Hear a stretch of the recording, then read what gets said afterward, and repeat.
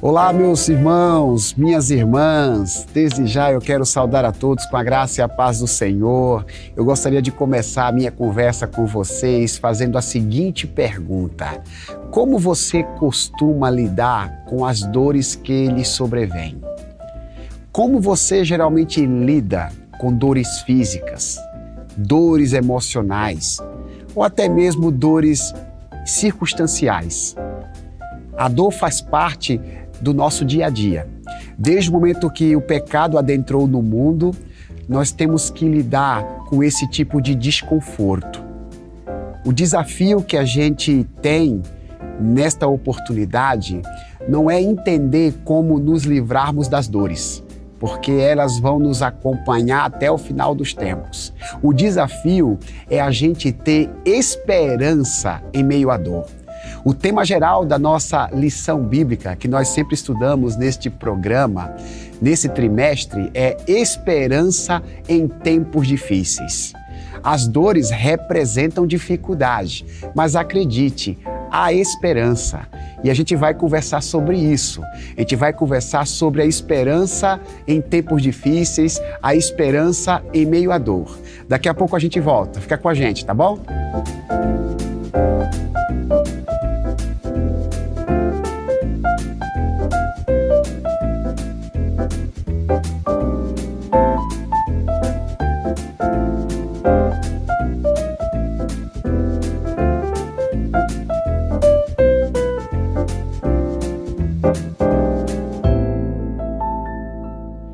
Estamos de volta, meus amados. Que gratidão nós temos a Deus por ter a sua audiência, por ter a sua participação aqui na nossa Escola Bíblica Especial. Muito obrigado por fazer parte do seu dia nesse momento.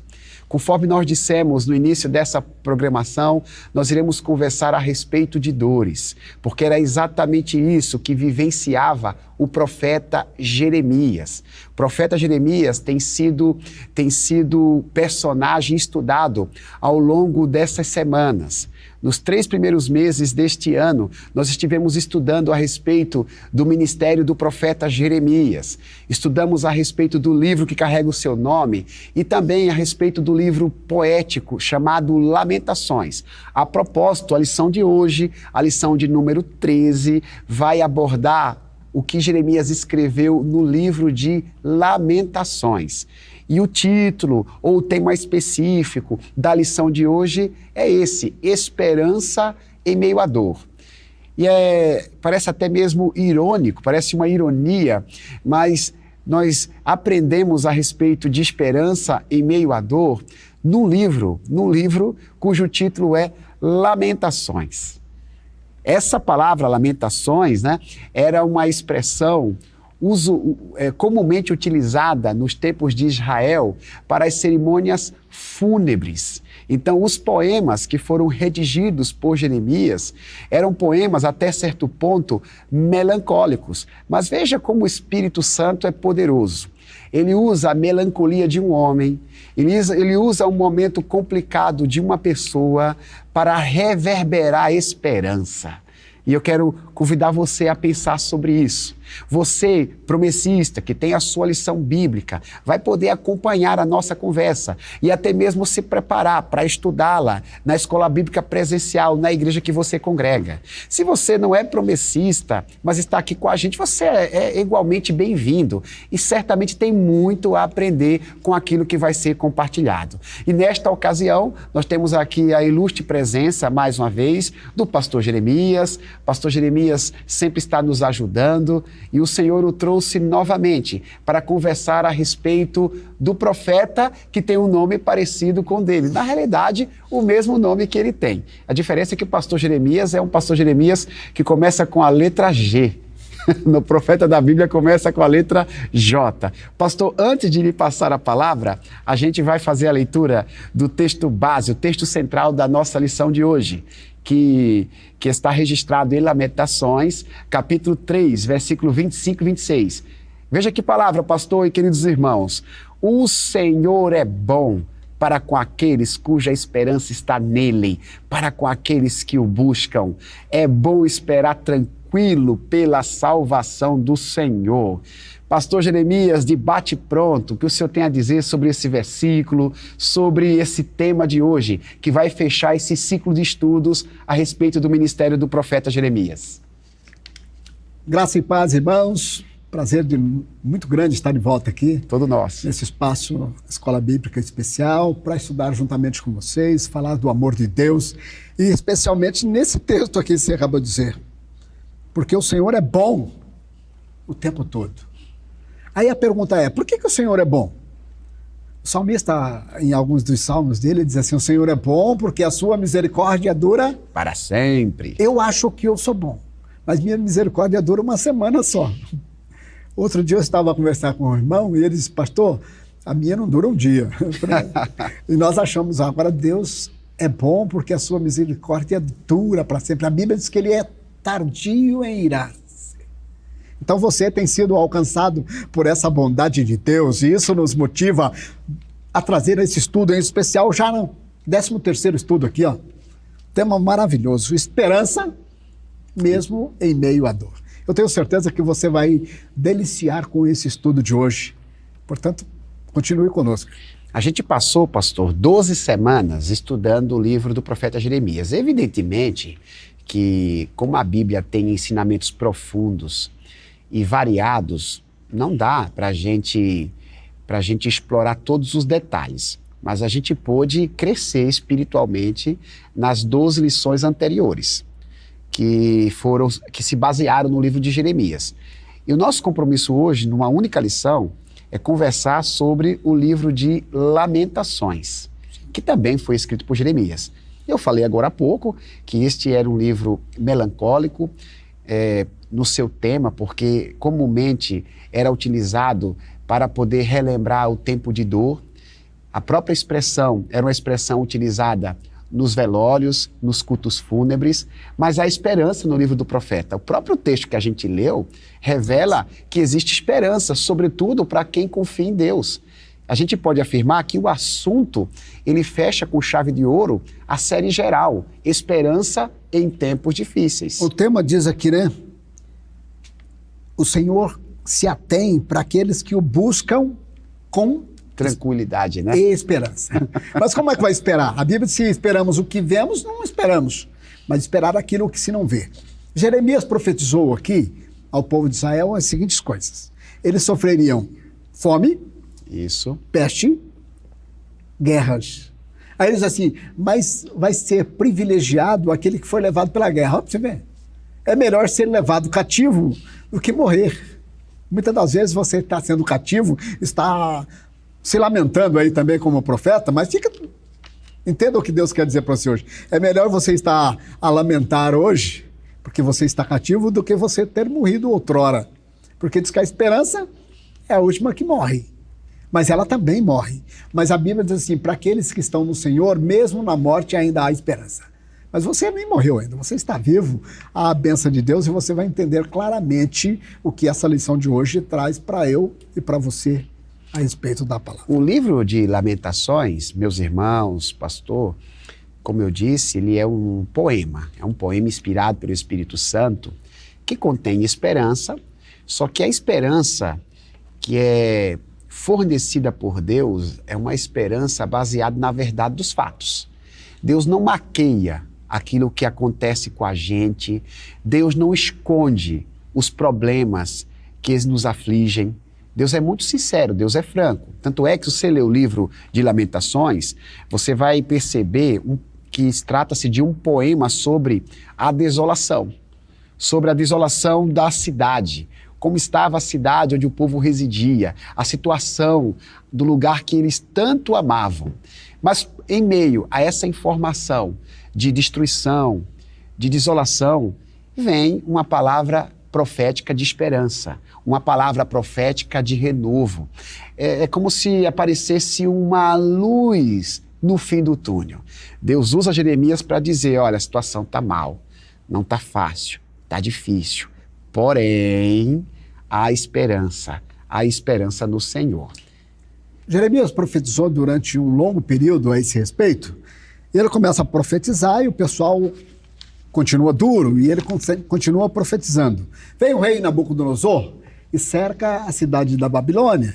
E eles ficaram num cerco por 2 anos. Imagina você num cerco por 2 anos, a comida acabou, não é isso? O povo começou a ter fome, num dado momento você já não resiste mais. Quebra-se o muro, invade a cidade e leva cativo algumas dessas pessoas. Mas mesmo sendo levados cativos, Deus manda e dá uma ordem através de Jeremias para que eles fossem obedientes. Vá lá para o rei da Babilônia, Nabucodonosor, vão ficar lá, continue sendo obediente, porque haverá bênção para vocês. Pastor, o senhor está querendo dizer por todos esses sofrimentos que eu passei, eu continuo acreditando em Deus? Você precisa continuar acreditando em Deus. Ele é maravilhoso. Há bênção para nós. Nós vamos ver ao longo desses poemas escritos aqui no livro de Lamentações, embora Jeremias lamenta o ocorrido, num dado momento ele fala o seguinte: eu quero trazer à memória o que me dá esperança. Você sabe o que te dá esperança, irmão? Porque afinal de contas, você já leu a palavra, afinal de contas, ninguém está a ouvir esse programa se não for pelo Espírito Santo. Se você está ouvindo aí, Deus está motivando o teu coração, te tocando, e eu tenho certeza que hoje você vai ser edificado através desse estudo. O momento é espiritual, ele é reflexivo, é teológico, mas tem uma ação espiritual envolvendo você que nos assiste. E para continuarmos aqui a nossa conversa, o nosso diálogo, a gente vai basear a nossa conversa nas perguntas da lição, até para dar suporte ao pessoal que tem a nossa lição em mãos. Você que não tem, fique tranquilo, sempre aparece aqui na parte de baixo e diz assim, ó: com base na introdução e no primeiro parágrafo da sessão, assim diz o Senhor, comente sobre o autor, a estrutura e a época da escrita do livro de Lamentações. Nós demos uma pincelada aqui a respeito do livro. Jeremias, ele vem sendo estudado ao longo de muitas semanas. Pastor, mas queremos ouvir um pouco mais a respeito do livro, da sua estrutura, do seu contexto e daquele que o escreveu. Por gentileza. Nós estamos estudando e finalizando nessa lição de hoje, né, esse estudo sobre Jeremias. Você já, com certeza, já sabe de cor quem foi ele, não é isso? Ele lá da cidade de Anatote, isso. Profeta levantado por Deus para vir profetizar em Jerusalém. E a Bíblia diz que ele profetizou por 40 anos. Ele viveu o antes, o durante e quase o depois da promessa. Jeremias começa a profetizar aqui, e esse livro de Lamentações em especial foi escrito aí no ano 586 antes de Cristo. Já estava no exílio, já na Babilônia. Porque Jeremias começa a profetizar, num dado momento o Nabucodonosor sitia a cidade. Faz o rei Joaquim seu vassalo, ou seja, tinha que pagar imposto ao rei da Babilônia. O povo é levado cativo, e lá no cativeiro Jeremias escreve esse livro aqui e começa a fazer algumas lamentações, mas num dado momento das lamentações ele para e mostra essa luz que você falou no fim do túnel. Falou, estamos a chorar hoje, e eu também. Jeremias, como os demais, também lamentou, porque Jerusalém era um orgulho para os judeus. Eles eram patriotas, né, pastor? Patriotas ao extremo. Eles tinham a cidade como um amuleto grande. Sendo vista agora invadida pelo inimigo, o templo ateado fogo, os muros da cidade derribados, para eles era uma destruição total interna do seu interior. Era motivo de vergonha, né? Imagina... Eles tinham orgulho de Jerusalém e ficavam envergonhados de saber a situação da cidade, né? E agora vem o Jeremias, escreve esse livro de Lamentações na forma de poemas. Nós vamos estudar alguns desses poemas ao longo das perguntas aqui. Você vai com certeza se familiarizar com o estudo visto até agora. Perfeito, pastor. Nessa linha de raciocínio, né, porque Jeremias ele descreve o caos que havia se instalado em Jerusalém, a cidade que sempre foi motivo de orgulho para os judeus, agora estava os envergonhando. Isso machucava muito interiormente a todos os hebreus. E em vários poemas, Jeremias fala sobre essa situação. E a gente tem o que aprender. Por exemplo, Lamentações, capítulo 1, versículo 1 e 2 diz: como jaz solitária a cidade outrora tão populosa, tornou-se como viúva, a que foi grande entre as nações. A princesa entre as províncias tornou-se a escrava. Amargamente chora de noite, e as suas lágrimas lhe correm pelas faces. Não há ninguém que console entre todos os seus amantes. Todos os seus amigos a traíram e se tornaram seus inimigos. Capítulo 2, por exemplo, pastor, versículo 1 e 2, a lição, inclusive, ela faz referência também, diz, como cobriu o Senhor de nuvens na sua ira a filha de Sião, derrubou do céu à terra a glória de Israel, e não se lembrou do estado de seus pés no dia da sua ira. Devorou o Senhor todas as moradas de Jacó, e não se apiedou, derrubou no seu furor as fortalezas da filha de Judá, abateu até a terra o seu reino e os seus líderes. São alguns poemas que descrevem como estava Jerusalém, pastor. Então, como você disse no início, esse tema Lamentações vem da palavra hebraica Eka, que significa como. Como pôde acontecer essas coisas? É um espanto, né? Um espanto. Aí vem o Jeremias e nesse primeiro poema ele compara a cidade com uma mulher abandonada pelo seu esposo, né? Deixada como de lado. uma princesa que se tornou uma escrava. Uma escrava, e agora sendo escrava abandonada, sem que ninguém olhe por ela. Diz, como é que pode? Imagine você, os hebreus, ouvindo esse lamento, ou lendo esse poema. Choravam também. Chorava, é de chorar. Muito. O texto que você leu ali é emotivo. Deprimente, né, pastor? Deprimente. Agora, no segundo poema, ele relata como é que pôde Deus se esquecer e permitir tal coisa. Aí você vai dizer, pastor, mas Deus não permite. Não, nós já estudamos outrora e eu tive a felicidade de estar aqui juntamente contigo com aquela lição que dizia que Deus é justo. Lembra disso? Opa, Deus da aliança, né? O Deus da aliança é justo. Quando ele levantou o Jeremias para dizer tais profecias, a ideia dele não era destruir a cidade. Ele queria que o povo se arrependesse e voltasse para ele, porque a Bíblia diz assim, a vontade do Senhor é que ninguém se perca, mas que todos se arrependam e venham ao conhecimento do Evangelho. Porém, o povo não quis se arrepender. Aí vem o Jeremias e é obrigado a escrever tal Lamentações. Deus não queria fazer isso, mas pela incredulidade de vocês, pelo pecado de vocês, tal coisas aconteceram a vocês. Então ele levanta e no poema 4, o foco do profeta é descrever os horrores do cerco. Ele começa a dizer o seguinte, bem-aventurado, ou seja, felizes foi aqueles que morreram de fome. Que coisa, viu? Melhor do que vocês. Então, de vez em quando, você está, imagina, num acidente. O acidente é grave. Alguém morre instantaneamente. O outro não morreu, mas ficou vegetando em cima da cama. Aí você fala, feliz foi o que morreu. Não sentiu esses horrores ao longo dos anos. Mas eu quero dizer para você o seguinte, Deus permitiu que esses nossos irmãos fossem levados para o cativeiro, para que lá, durante esse período, eles se arrependessem. Quanto tempo foi o cativeiro? Você lembra disso ou não? Lembra o pessoal aí, pastor? O tempo do cativeiro proferido por Jeremias era de 70 anos. Levantaram os falsos profetas e disseram, não vai ser 70 anos, vai ser 3 anos, Deus vai trazer de volta. Os falsos profetas disseram, inclusive, assim, vai durar pouco tempo. Jeremias é levantado e diz, olha, construam casas, vai durar 7 décadas. 7 décadas. Ou seja, essa geração não volta. 70 anos descreve uma geração. Lembra quando Moisés escreveu lá o Salmo 90? Sim. Ele estava referindo-se a uma geração, ou seja, aquela geração não seria digna de voltar e habitar de novo na cidade, somente os filhos dele. Por isso que Deus deu exatamente 70 anos. Mesmo aqueles que foram levados no colo, não voltaria. Voltaria os filhos, porque a promessa de Deus é para nós, para os nossos filhos. Perfeito. Então nós precisamos entender o que Deus tem. Pastor, nessa linha a gente pode dizer o seguinte, que o poema da Lamentação de Jeremias está registrando o resultado das decisões ruins do povo. Sim. O senhor agora há pouco falou, né? Que não era a intenção de Deus ver a cidade destruída. Pelo contrário, Deus é que havia dado glória a Jerusalém. Deus é que havia tornado Jerusalém uma princesa. Deus é que havia valorizado Israel, mas Deus tinha dito, havia uma previsão profética.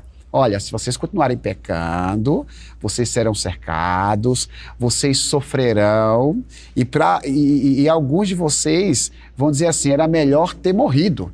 Veja bem, né?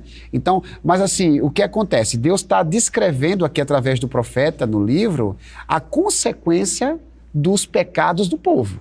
Só que esse mesmo Deus que descreve essa consequência, que é o castigo por conta das más escolhas, é um Deus que também fala a respeito de reconstrução. É um Deus que fala a respeito de restauração. E na terceira pergunta, pastor, está nos perguntando a respeito do que se trata o terceiro poema do livro de Lamentações. Eu vou ler apenas aqui um trecho da sugestão da lição bíblica, que está em Lamentações, capítulo 3, versículo 21. Alguns versículos eu vou ler, que diz assim, ó: entretanto, disto me recordo e, portanto, tenho esperança.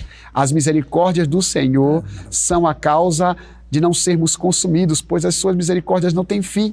Novas são a cada manhã, grande é a tua fidelidade. A minha porção é o Senhor, diz a minha alma, portanto esperarei nele. O povo está desolado, cidade destruída. Para muitos, tudo está perdido. E aparece um poema de esperança, pastor. Fala para a gente um pouco sobre isso, meu irmão. Com certeza você já leu esse poema algum dia. Ou já leu ele numa caixinha de promessa. Fantástico, né? Fantástico. Diz que as misericórdias do Senhor, ou seja, a misericórdia é a bondade, o amor do Senhor é tão grande, lembra que nós falamos? O Senhor é bom porque a sua misericórdia dura para sempre. São a causa de nós não sermos consumidos, exterminados. Embora o povo tivesse pecado, Deus amava tanto aquele povo que permitiu que ele fosse levado escravo, lembra disso? Para a Babilônia, mas não permitiu que o rei da Babilônia os matasse. Deus falou, eu vou punir a Babilônia porque eles estão punindo vocês. Olha para você ver, Deus é maravilhoso. Diz que as misericórdias do Senhor são a causa de nós não sermos consumidos, porque elas são novas a cada manhã. Imagina você. A palavra misericórdia, pastor, do ponto de vista teológico, tem a ver com a bondade de Deus para quem merece castigo. Aí que coisa maravilhosa, né? Aquele povo merecia ser castigado. Eles estavam colhendo o que havia plantado. Eles não eram vítimas, pelo contrário, eles tinham cometido coisas horrendas e estavam sofrendo as consequências. Mas aí está o Deus cujas misericórdias se renovam, segundo o poema, todas as manhãs. A misericórdia, ela é concedida para quem merece castigo. Que coisa maravilhosa, pastor. Isso é maravilhoso. Não confundir graça com misericórdia. Graça é receber aquilo que nós não merecíamos. Misericórdia é não receber aquilo que nós merecíamos. Maravilhoso, pastor. Por exemplo, vamos lá, imagine você garotinho, está estudando e o pai te promete que ao final do ano vai te dar um prêmio se você for bem sucedido.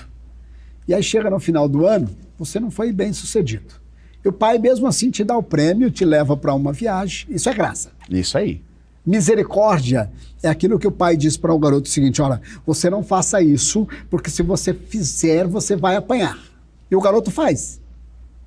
E aí a hora que o pai chega, ele fala, vou apanhar. Aí o pai fala, você merecia apanhar, mas eu não vou te bater, porque eu te amo, isso é misericórdia.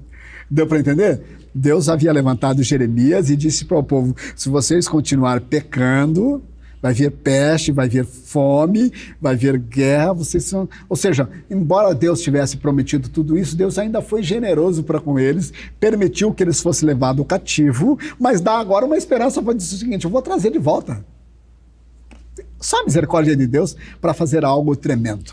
Isso é até... Isso nos ensina, inclusive, a como reagirmos quando estamos sofrendo as consequências dos nossos pecados, pastor, porque... Deus, ele se antecipa, ele dá as diretrizes, ó, não vá por esse caminho, porque a destruição será iminente. E quando o indivíduo, ele acaba sendo rebelde, desobediente à voz do Senhor e começa a enfrentar todas as mazelas do seu pecado, ainda existe possibilidade de mudança, porque tem o dispositivo da misericórdia divina. A gente pode pedir compaixão, a gente pode clamar por clemência E Deus, se vê sinceridade no coração, Deus é poderoso para reconstruir o que foi destruído. Por isso Salomão escreveu no seu livro, o Eclesiastes, ele diz assim, como não se executa logo o juízo sobre os desobedientes, os filhos dos homens estão propensos a pecar. Porque outrora é o seguinte, se fez, vai morrer. Isso. Levava em praça pública e os apedrejava, lembra disso? Mas hoje, como não se mata logo, nós estamos propensos a pecar. Deus não vai fazer isso, né? Esse povo de Israel estava da mesma maneira. Você acha que Deus vai levar nos cativos para a Babilônia? Deus ama esse povo, é o povo segundo o coração de Deus, só que continuou a fazer o mal. Então, meu irmão, fique atento. A palavra de Deus tem dito para mim e para você o seguinte, obedeceis o caminho do Senhor. Ele diz assim, ó, este é o caminho, andai por ele. Não desvie nem para a direita, nem para a esquerda. Você pode se desviar para a direita ou para a esquerda? Pode. Só que você volta para o caminho de novo. Quando você perceber que desviou, você já esteve a dirigir numa estrada em que você não conhece? Os homens são extremamente egoístas, eles não gostam de pedir informação. A esposa disse, meu bem, você está errado, nós nunca passamos por essa estrada. Eu falei, não estamos. Falou, para e pergunta. Eu falei, não vou parar. Uns 10 quilômetros mais adiante, você percebe que está e para. Falou, eu vou parar, mas você pergunta. Ela pergunta e diz, não, vocês deixaram a estrada, era 15 quilômetros lá atrás. Ela olha para você, eu falei para você, nós somos assim. Os homens, hein? Aí a opção é fazer a conversão, né? Isso é converter. Que na Bíblia é a gente voltar para o caminho de origem. Legal, pastor, o seu exemplo foi pedagógico, porque assim, pegou a estrada errada, vai ter as consequências. Vai ter consequências. O pastor teve que andar mais 10 quilômetros de ida, 10 quilômetros de volta, que não precisava andar. A gente, durante as consequências dos pecados, a gente não pode se vitimar, porque é muito comum do ser humano querer se pôr como vítima, quando não é vítima.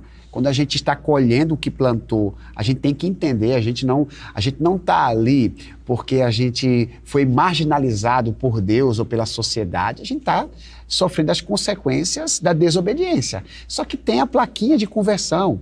Na teologia, essa é a ideia de conversão mesmo. O pastor explicou muito bem o que é graça, misericórdia, e a Bíblia fala de conversão. Convertei-vos, diz o Senhor. Amém. Outro detalhezinho, quem perde a salvação não é quem cai. É quem permanece caído. Show. Por isso que a Bíblia diz assim, aquele que caia, faça o quê? Primeiro você ora para que não caia. Ora para que não caia. Mas se cair, levante, meu irmão. Levante. E é por isso que há esse termo chamado igreja. A igreja é para isso. Você que entendeu que faz parte da igreja do Senhor, vocês têm que estar à disposição de outras pessoas. O Jeremias sofreu, passou momentos difíceis, mas ele entendeu o processo, ele era necessário para esse povo. Eu tenho certeza que alguns dos que voltaram para a reconstrução da cidade agradeceram com certeza a intervenção de Jeremias por eles. Com certeza. Pastor, e Jeremias, assim, ele fala da misericórdia que se renova todas as manhãs. O povo estava aprendendo com tudo aquilo que tinha acontecido, aprendendo com seus próprios erros, percebendo que precisava voltar para o Senhor. E Jeremias, no final deste livro, mais precisamente no capítulo 5, como a gente está lendo alguns trechos da poesia, eu vou ler também alguns versículos. No final, já na parte conclusiva do livro de Lamentações, ele diz assim, no versículo 16 em diante, caiu a coroa da nossa cabeça, ai de nós, pois pecamos, por isso desmaiou o nosso coração, por isto se escureceram os nossos olhos. Pelo monte de Sião que está assolado, andam as raposas. Tu, ó Senhor, reina eternamente, e o teu trono subsiste de geração em geração. Porque sempre te esqueces de nós? Porque nos desamparas por tanto tempo? Restaura-nos, ó Senhor, a ti, para que retornemos. Renova os nossos dias como dantes. Aí ele finaliza, pastor. A menos que nos tenha rejeitado totalmente e estejas sobremaneira irado contra nós. Pastor, diante da necessidade de restauração, qual é a postura do profeta? Qual é a postura de Jeremias neste último poema? Era isso que Deus queria ouvir lá no início. Quando Jeremias começou a profetizar, que o povo reconhecesse, trouxesse esse lamento, mas que pedisse restauração. Senhor, olhe para nós, para um pouquinho aí. Não é possível que você vai ficar irado para sempre contra nós. Reconduza-nos de novo ao nosso termo inicial, às nossas terras. Traga de volta a alegria ao nosso coração. Você que, meu irmão, faz tempo que não vai à igreja, de repente está triste por algum motivo, é hora de você fazer como Jeremias, lamentar dessa maneira e pedir graça da parte de Deus. Falou, Senhor, me leve de volta. Traga de volta o tempo de alegria, quando nós nos reuníamos, né? Lá na tua presença, naquele templo, cantando louvores a ti. Jeremias faz uma lamentação, mas no meio da lamentação ele tem esse pedido de volta. Pedido para que Deus olhe para ele e diz, a não ser que você tenha esquecido de nós para sempre. E Deus não esquece, né, pastor? Deus não esquece. A Bíblia diz que pode uma mãe que cria o filho esquecer do filho que o cria. Mas Deus jamais vai esquecer de ti. Você já leu esse texto lá? Isaías, né? O profeta, colega de Jeremias, diz, né? Por acaso pode uma mãe esquecer de seu filho que o amamenta? Está falando de um recém-nascido. Isso está no versículo 15. Um dia eu estava lendo, falei, mas por que Deus não vai esquecer? Aí no versículo 16 tem a resposta. Diz assim, porque na palma das minhas mãos te tenho gravado. Você já fez uma cola, né? Na palma da mão? Você que foi à escola uma vez e não tinha onde fazer uma colinha, não tem jeito de você esquecer dela, né? A hora que você vai lavar a mão, ela está ali. A hora que você está gravado na palma das mãos de Deus, Ele não te esquece. E a proposta de Deus é essa, para que você traga de volta esse desejo de como Jeremias se expressa e diz, Senhor, me leve de volta. Traga de volta aquela alegria que eu tinha contigo antes que acontecessem essas coisas dos últimos dias. Eu percebo, pastor, nas palavras de Jeremias, muita humildade, né? Talvez, assim, seja uma reflexão final aqui do nosso trimestre de estudos, porque Deus, Ele nos avisa do perigo de pecarmos, as consequências são iminentes, quem escolhe o pecado vai ter que enfrentá-las. Mesmo em meio à desolação, Deus continua falando com o povo. Deus continuava levantando o profeta Jeremias, o povo rejeitava o profeta, jogava ele numa cisterna, e mesmo assim a palavra de Deus estava viva, estava audível a todos. Mas para que houvesse a restauração completa, era necessária a humildade. A humildade, pastor, de reconhecer que pecamos contra Deus. O pastor fez uso aí do exemplo de quem abandona a igreja. A humildade de reconhecer que não deveria ter abandonado a igreja, deixar de frequentar os cultos, deixado de ler a Bíblia, deixado de orar, deixado de obedecer. Ao invés de arrumar culpados, de transferir as responsabilidades, reconhecer, eu pequei. Como diz o salmista, né, lá no Salmo 51, Senhor, contra ti, somente contra ti pequei. Eu percebo isso em Jeremias, né? Tem pessoas que gostavam de fazer o bem, ajudar outras pessoas. Um certo dia você ajudou alguém e esse alguém não retribuiu ou não foi grato pelo que você fez. E você diz o seguinte, a partir de hoje, não faço mais. Bom, pensa um pouquinho, não tem nada a ver uma coisa com a outra. A Bíblia diz que nós somos servos de Deus e, como tais, devemos trazer a sua imagem. Isso. Ou ser a imagem de Deus é continuar fazendo bem. E a proposta dessa lição, que nós estudamos ao longo dessas 13 semanas, é mostrar que, mesmo em tempo difícil, mesmo em meio à dor, mas a dor aqui não era causada por Deus, não foi Deus que causou a dor. Quem causou a dor, ele sabia, foram os pecados dele que causaram a dor. Porque a profecia do profeta era o seguinte, se vocês se arrependerem, Deus mudará a sorte. Perceba, mesmo sendo cercado pelo Nabucodonosor, eles não se arrependeram. Só depois que estava lá na Babilônia é que foram entender o projeto de Deus. Em alguns outros casos, as nações que sitiavam mais outras e a dominavam, matavam todos, não deixavam ninguém vivo. Nesse caso, Deus não permitiu que eles fossem mortos. Deu um tempo de arrependimento. Deus está dando um tempo de arrependimento para mim, para você, para reconhecer que Ele continua no controle.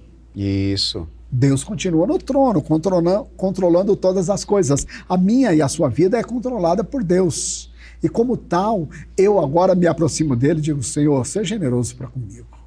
Antecipe aí o tempo do regresso. Para aquele povo foi 70 anos. Eu não sei por quanto tempo você já está passando por esse cativeiro. Mas eu tenho uma promessa, assim como Jeremias, vai findar esse cativeiro. E assim, a história se repete, a bondade de Deus não muda. A gente lê a Bíblia, a gente vai ver sempre Deus sendo sensível em manifestar misericórdia quando as pessoas passam por dor. Estava lembrando, quando o pastor falava, quando o povo de Israel ficou durante 4 séculos ali, sob a opressão de Faraó no Egito.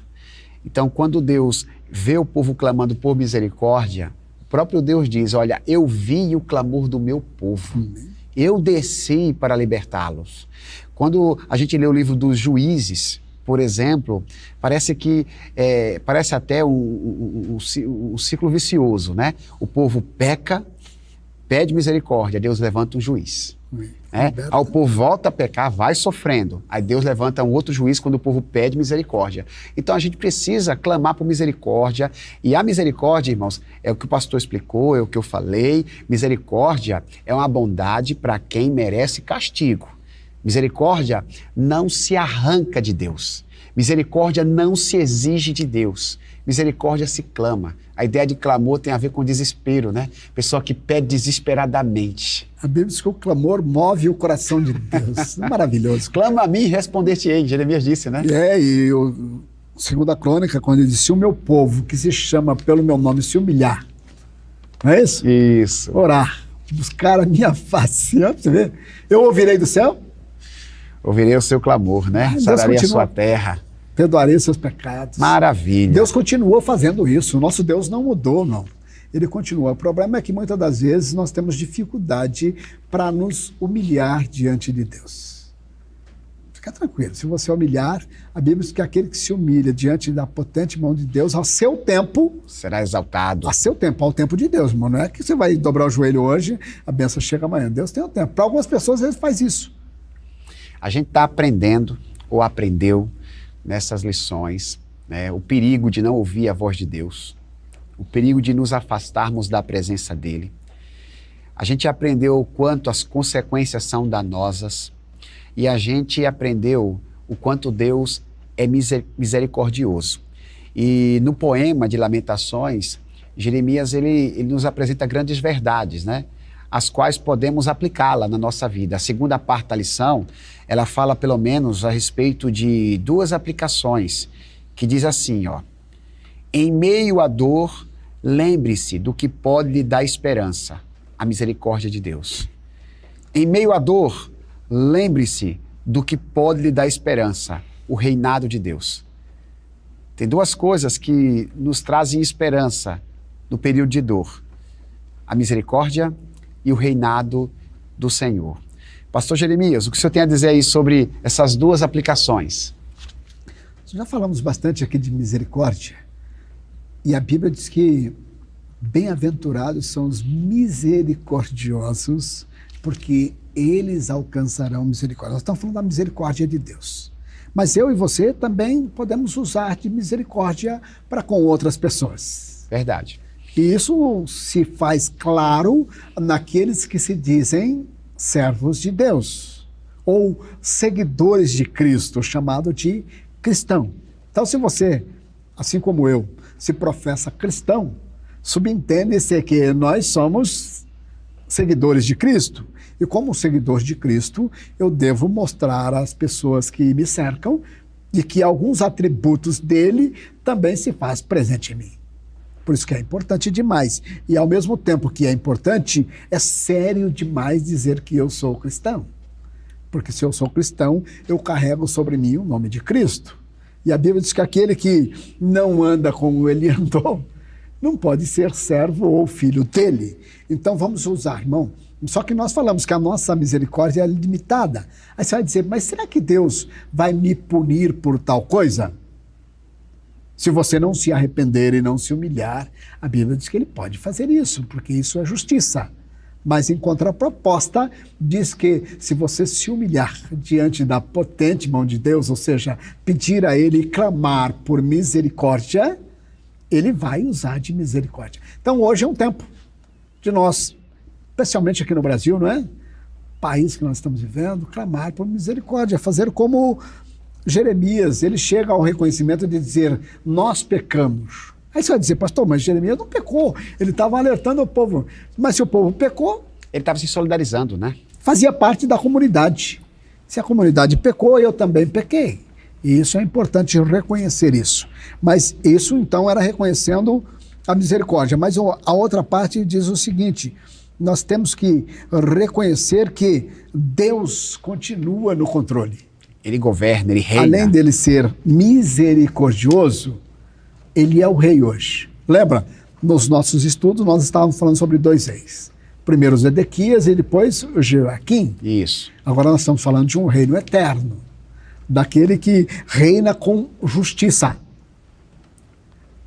Aí alguém vai falar: pastor, mas você acha que Deus tem tempo para pensar em nós?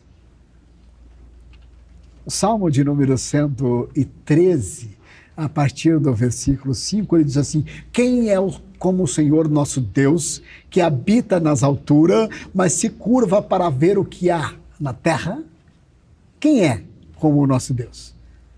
Pode ficar tranquilo, meu irmão, Deus conhece a seu respeito e Ele tem traçado um plano melhor para você. Basta apenas você aceitar, assim como o povo não quis ouvir Jeremias, mas se tivesse ouvido a sua profecia, com certeza o desfecho da nossa lição seria outro.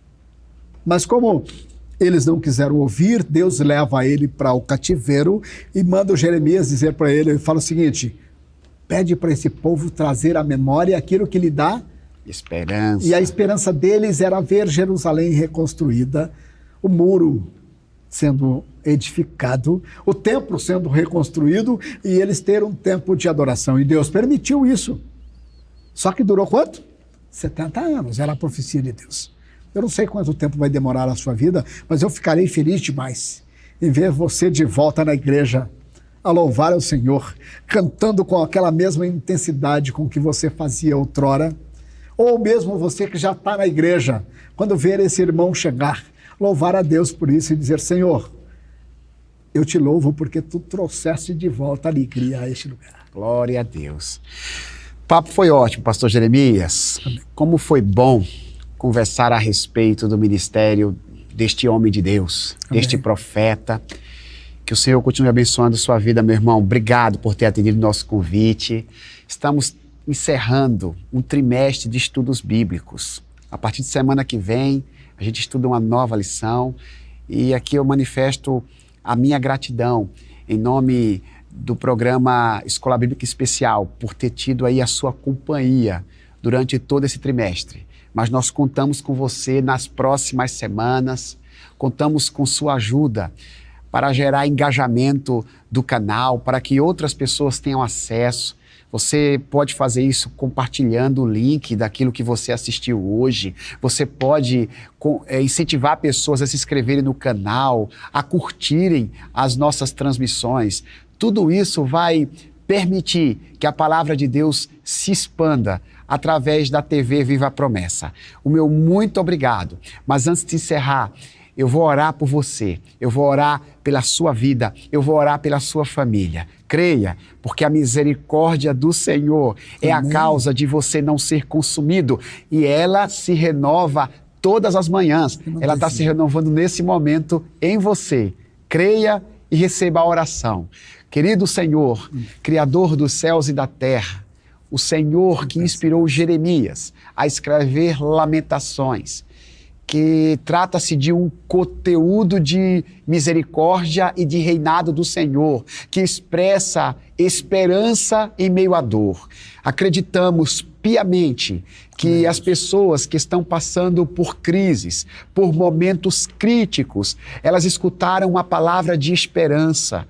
Outras, Senhor, que ainda vão assistir aquilo que foi transmitido hoje, também receberão a mesma mensagem. Nós oramos para que elas possam ver suas vidas reconstruídas no Senhor, que a fé seja restaurada, que essas pessoas tenham uma fé pujante na Tua presença. Amém. Abençoa cada um deles, Senhor. Eu te peço, no nome de Cristo Jesus, que possamos contar com a vida deles na próxima oportunidade, que o desejo de estudar a palavra do Senhor seja contínuo. É assim que nós oramos e já te agradecemos, no nome de Jesus. Amém. Obrigado, meu irmão, obrigado, minha irmã. Até a próxima semana, se assim o Senhor nos permitir.